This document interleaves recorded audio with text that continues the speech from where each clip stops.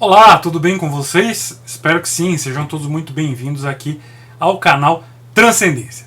E neste vídeo que eu estou gravando no meio de um período de pânico entre grande parte das pessoas, por conta da pandemia que nós estamos enfrentando, eu gostaria de falar um pouco sobre o domínio do medo entre as pessoas e quais instrumentos a tradição nos fornece para lidar com tudo isso.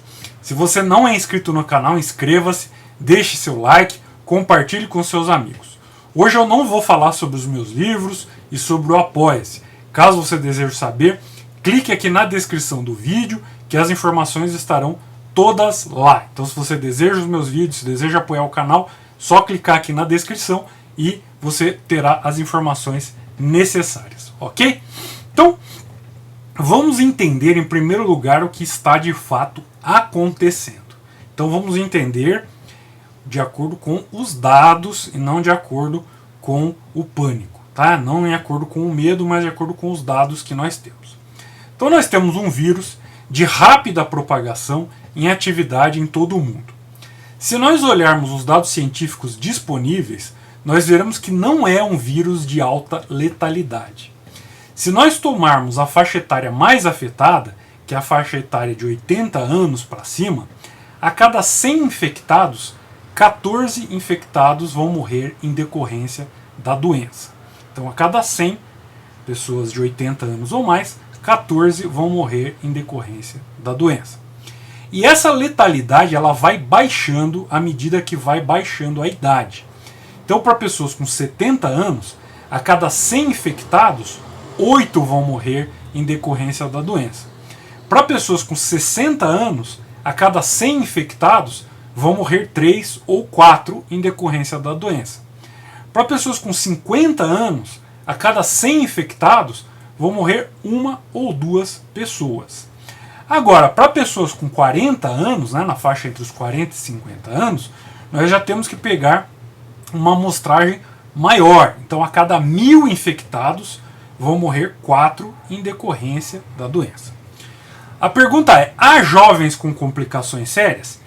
Há sim, há jovens com complicações sérias, mas, em geral, são pessoas com doenças pré-existentes ou com problemas genéticos de imunidade ou com algum estado prévio que fragiliza a sua saúde. E isso, essa mortandade de jovens, também ocorre em outros casos envolvendo pneumonias e outras infecções virais, ou seja, não é uma exclusividade da Covid-19. Ainda em relação à mortalidade, eu vou dar uma refrescada na memória dos meus queridos compatriotas brasileiros. Em 2016, no Brasil, até o mês de agosto, 2016, ou seja, 4 anos atrás, até o mês de agosto, nós tivemos 1.774 mortes decorrentes da H1N1. Em 7 dias, nós tivemos 32 óbitos decorrentes da H1N1. Segundo as notícias de agosto daquele ano, ou seja, de 2016, nós tivemos 9.631 casos confirmados de infectados com H1N1.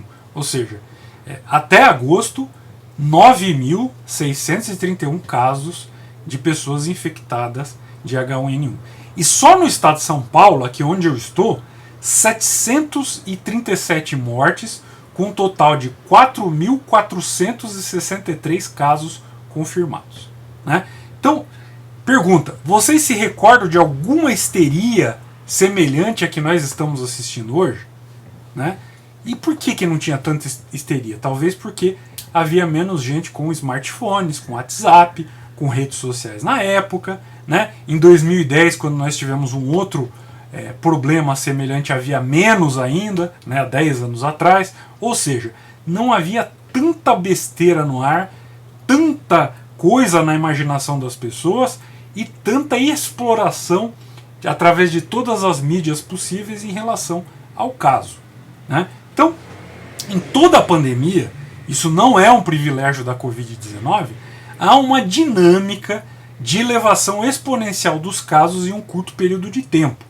né? Isso é própria definição de pandemia, né? Quer dizer, uma área vasta, né? Grande parte da comunidade internacional, grande parte do mundo, onde há um crescimento rápido de infecções por uma determinada por um determinado vírus ou por uma determinada bactéria. Então, em toda a pandemia, isso não é um privilégio da Covid. Então, há essa elevação exponencial dos casos em um curto período de tempo. Essa é a própria definição de pandemia. Nós, no momento, nós estamos no começo da subida do carrinho na montanha-russa. Então, imagine aí uma pandemia como aquela curva da montanha-russa. Então, nós estamos no começo da subida do carrinho na montanha-russa. Ou seja, os casos vão aumentar muito ainda. E, obviamente, que as mortes também, porque quanto mais pessoas infectadas, nós teremos pessoas, como eu disse, fragilizadas na faixa etária mais afetada, e também nós teremos um maior número de mortes, né? Isso não quer dizer que a coisa é pior em si que todas as outras, né? É o normal, é assim que as pandemias progridem. Então, para cada caso confirmado, você pode multiplicar por 15 e você vai ter mais ou menos uma aproximação real do número de infectados. Foi assim em todas as pandemias e será assim em todas as que virão. E no caso da Covid-19, nós temos ainda sorte, porque as coisas estão se resolvendo muito mais rápido do que em outras pandemias. Hoje nós temos condições de lidar com uma pandemia, como é o caso da Covid-19, de uma forma muito mais rápida e muito mais eficaz do que em outros casos, né, em outras situações. Então vamos esclarecer aí algumas coisas. Viver sob o domínio do medo é muito diferente de tomar os cuidados necessários, né? Então ser covarde, ser cagão, né, é diferente de ter prudência e agir com conhecimento e com racionalidade. Hoje, o que nós estamos assistindo é o domínio do irracional, do medo, da histeria coletiva, né? Então as pessoas, elas estão mostrando o seu pior lado, né? Elas desprezam as necessidades dos semelhantes, correm aos mercados para comprar fardos de papel higiênico, baldes de álcool gel, esvaziam as prateleiras de todo tipo de produto, né? E por que isso, né? Não está faltando comida, né? Não há nenhuma deficiência na produção do álcool gel. As fábricas de papel higiênico, elas não pararam de produzir, né? Ou seja, há uma irracionalidade imbecil, né? Um espetáculo grotesco que é fomentado por uma mídia irresponsável e também por youtubers que estão faturando em cima do medo, né? Então as pessoas, elas são tão irresponsáveis que estão comprando medicamentos por conta própria, limpando os estoques de medicamento de gente que realmente precisa dos medicamentos, né? Então essa compra desvairada é o quê? É tudo por cagonice, né? A maior doença do momento é a cagonice, né? Então, como disse uma assinante aqui do canal, muito bem, né?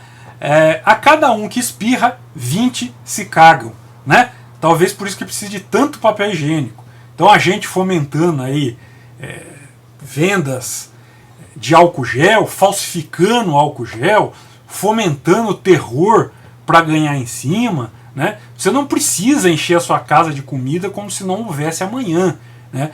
Como eu disse, a indústria alimentícia, ela não parou e nem vai parar, né? Haverá um desperdício medonho de comida, isso sim, né? Porque as pessoas não vão conseguir consumir tudo o que compraram antes que expire o prazo de validade, mesmo porque a maioria nem sabe acondicionar direito esses produtos, né? E outras pessoas, elas não vão conseguir comprar por causa do esvaziamento dos estoques, né? E aí eu pergunto, culpa da Covid-19? Não, culpa da burrice e do egoísmo de gente covarde. Então não sejam burros, né? Em caso de uma real escassez, né, como acontece em guerras, por exemplo, e que não é o caso agora e nem será o caso, né, você ia acumular um monte de comida na sua casa e a sua casa seria saqueada por bandos armados, né? Então provavelmente pessoas ali famintas, soldados dos lados beligerantes, ou prisioneiros de guerra, ou pessoas que estão participando do conflito, simplesmente iam invadir a sua casa e pilhar toda a comida que tivesse lá, assim como fariam com mercados e outros lugares. Ou seja, se você não tem como oferecer resistência armada numa situação real de escassez, não adianta nada você encher a sua casa de comida, né? E no caso de hoje é pior ainda, porque nós não temos escassez, né? As pessoas estão agindo simplesmente por irracionalidade, por medo, por um medo histérico e irracional, né? Então, o álcool gel, outra coisa que eu gostaria de falar, o álcool gel também tem validade, né? O álcool gel ele não substitui o banho e não substitui a água e o sabão. Você vai usar só um pouquinho por dia. Então, é uma tremenda idiotice e um tremendo desperdício você comprar uma quantidade gigante de álcool gel, né? Então, porque você simplesmente em casa lave as suas mãos, né? E quando você estiver fora de casa, você vai usar um pouquinho por vez, né? Você vai usar sempre que você tocar ali uma superfície que pode estar contaminada, né? Então você vai usar um pouquinho por vez, você não vai usar quilos de álcool gel, né?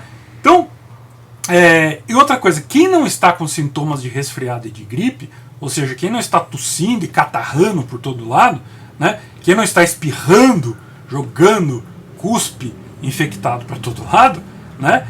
Não precisa usar máscara, né? As máscaras, aquelas máscaras de papel, elas duram mais ou menos 3 horas, né? Depois elas ficam úmidas e elas perdem o poder de proteção. Então não seja estúpido de ficar de máscara o dia inteiro, com uma máscara o dia inteiro, achando que você está grandemente protegido. O ar entra pelo lado da máscara, né? Depois que a máscara fica úmida, se vier uma partícula qualquer, ela vai pegar ali no papel da máscara, no tecido da máscara e vai te infectar do mesmo jeito. Então, se você não é profissional de saúde, se você não está dentro de um ambiente pontualmente suspeito de contaminação e onde você troque a máscara adequadamente, não use máscara. Não acabe com o estoque de quem realmente precisa. Se você não tem sintomas, não há necessidade.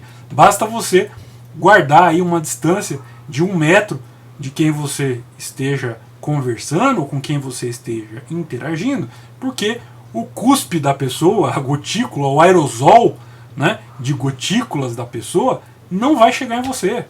Ela não chega, né? O cara não vai cuspir a 3 metros de distância em cima de você. Entendeu? Então não precisa usar máscara.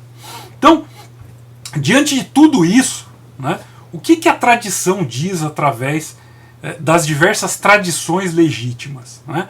Então, a tradição ensina a virtude da prudência, né? Então, morrer um dia todos nós vamos. A morte, no final das contas, ela é inevitável.